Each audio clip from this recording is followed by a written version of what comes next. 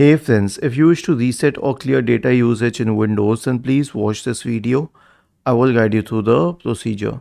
So here's what you have to do to check data usage.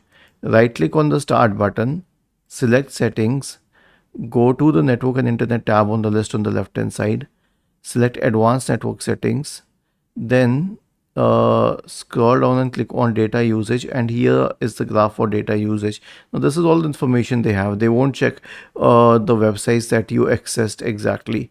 It will just give some brief information, but if you still want to delete it, then go to this path which is C drive, Windows, System32 and SRU, or simply press the Windows key in the R button and go to this path directly.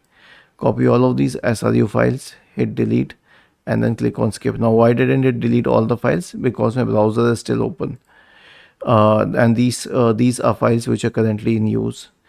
But I'll tell you honestly, we didn't get a switch to clear data usage because it is not required. This doesn't give much of information. It only gives the information of data used per browser and everything. Was this helpful? If yes, then please subscribe to the channel. And if not, then let us know in the comment section of the video on how we could help you further. Thank you for watching this video and have a nice day.